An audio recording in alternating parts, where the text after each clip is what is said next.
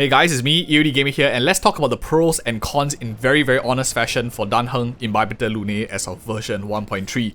Now, a lot of us already know he does a lot of damage, he's a very strong character, but there are negatives to this character, and I'll just give you a very quick insight. I don't extremely like him in version 1.3, he's not my favorite for this patch, Imbibitor Lunae, but let's first jump in real quick with his pros. What do I think about him in totality?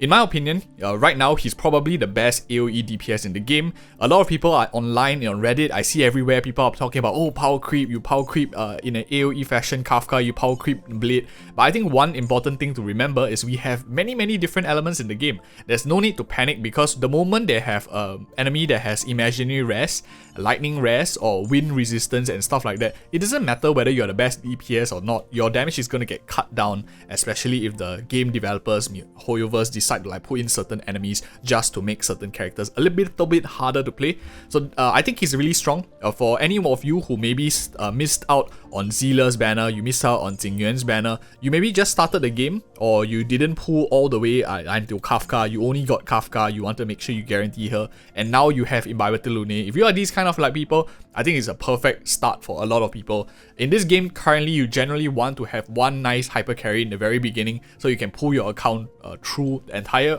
game. The one reason for that is because if you, for example, don't have many characters, you want to at least secure one half. So you throw a good DPS, you throw some supports, he will cover your entire first half. And then your second half you can just scrap by with maybe trying to make it in the other team, whereas you have one that really speed runs to help you buy that time. So for that aspect, newer players that don't have many DPSs, I think he's an excellent pickup for most of you, and that is one of the things. The second thing is he's also very well suited for his element. And why do I mean that?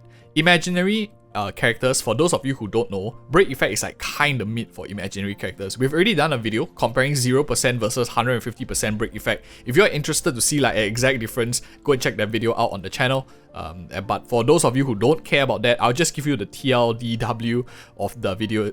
Break effect is kinda mid. I think that there are two kinds of imaginary characters or DPS. If you're trying to utilize on this effect, two types of characters that will do really well is either pure DPS without caring about break effect, or characters that are centered around slowing. In this case, Welt and Dan Heng Imbibitor Lunae fit these two roles very nicely, which means they really blend very nicely with their imaginary element as well, especially since break effect is kinda mid for an imaginary character, especially if you are going for a DPS.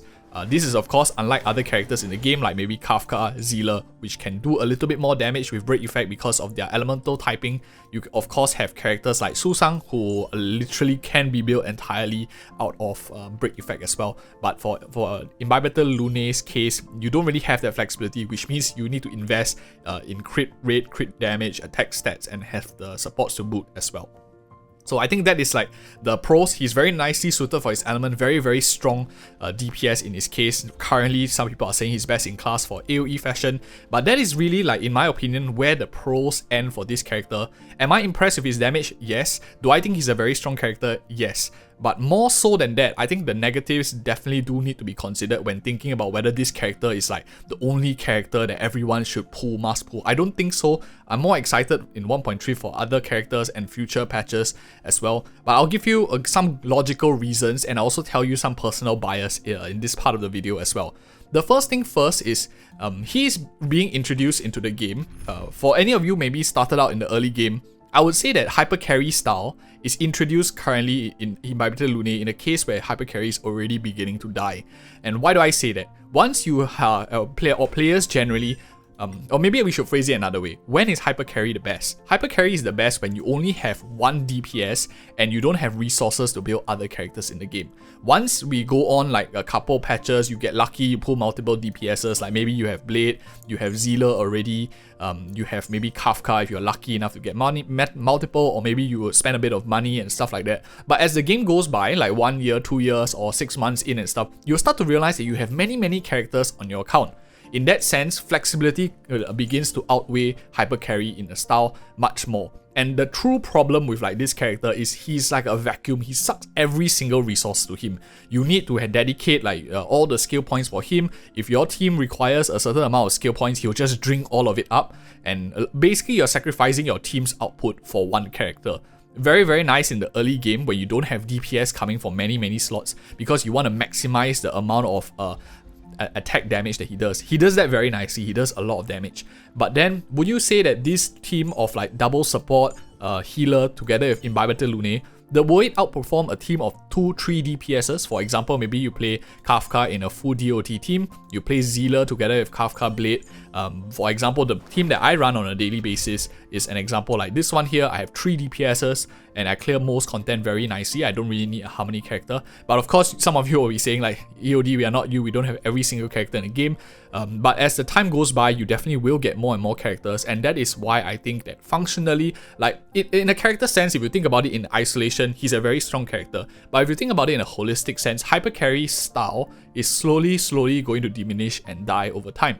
This means that this is probably the last time that Hoyoverse is able to forcefully sell a character that is very strong in the game as a hyper carry style. Outside of this, is he really very good?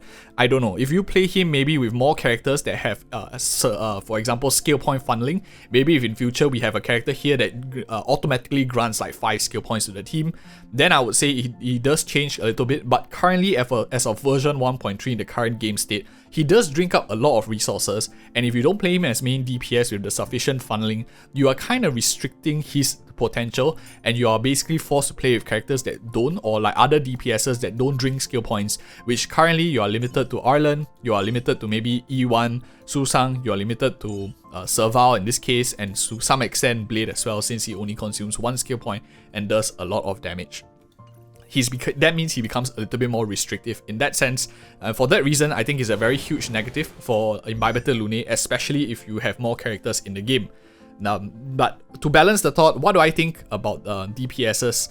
I think that if you are a player that already has a very solid functioning team, like maybe you already have Zealer, you have Blade, you have Kafka or Jingyuan, for example, and already are playing a hyper carry style or some sort of DPS in one half, you might not need another DPS in your roster. But of course, it's to each his own. Some of you really like this character. I think he's still a very solid pickup because he is the best in his slot imaginary characters. But thinking about the game moving forward as well, I prefer a little bit more flexibility to choose. That is why I won't be running him in my future teams. I usually only pull light cones on characters that are more versatile because they add more value to my overall account. And for me, as a person who has most characters in the game and will be having most characters in the game moving forward, I likely won't be playing him. I think there are much better options and more flexible options to move aside, and going forward, if more of us have more characters, you likely will feel the same way too about hyper carry characters. But anyway, that's just my 2 cents. Those are my honest thoughts. I think that there's another character that is way more worth it, and for those of you who know my channel, I don't say every character is broken. Even a very strong DPS like Imbibitor Lunae, I'm giving you both sides of the coins to consider.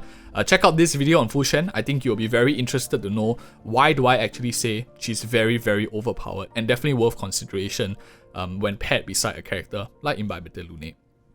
Thank you so much for watching, and see you guys in the next video.